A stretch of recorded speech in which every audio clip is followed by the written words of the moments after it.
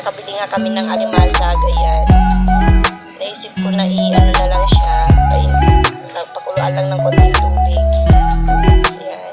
Kailangan natin linisin. Ewan ko pa kung ilang taon na itong alimasag na ito. Ba't parang maitim. Ayan. Kailangan natin linisin ng maigi para matanggal yung dumi. Ayan. Linisin natin mabuti. Pagpag dyan. Isa-isa. Ayan. Ayan. Picture-picture.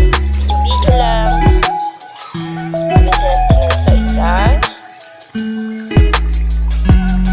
Parang ang tanda ng alimasag lang na ito. Iba tsura.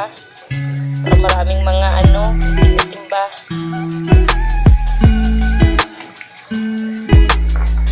Ayan, linisin natin. Nilinis ko ng isa-isa.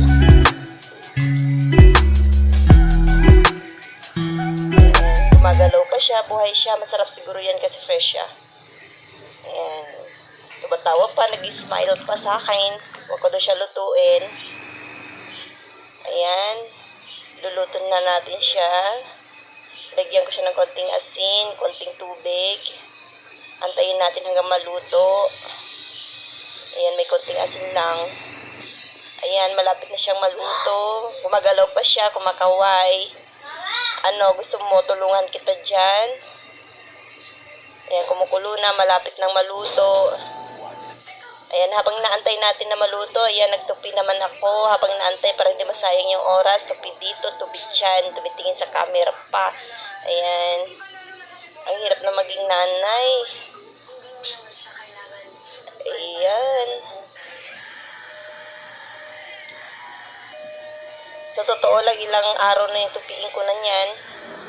Ngayon lang, ngayon ko lang ulit naisipan na tupiin. Matagal na yan sa may upuan na nakatambak.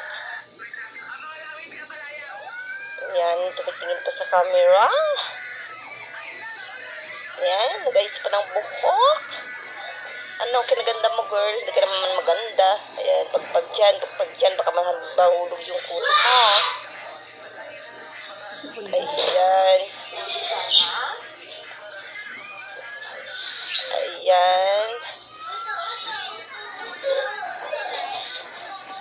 Habang inaantay natin yung luto, guys. Ayan. Ay, guys. Ayun mo, guys. Ay. Ayan. Binalikan ko yung niluluto ko. Kaya luto na, pwede na siyang lapangin. Ayan, masarap yan siguro. Hindi ko pa titikman, pero titikman ko na mamaya. Ayan, nag-fog pa yung camera ko. Parang volcanic fog lang. Ayan, luto na siya. Luto na siya.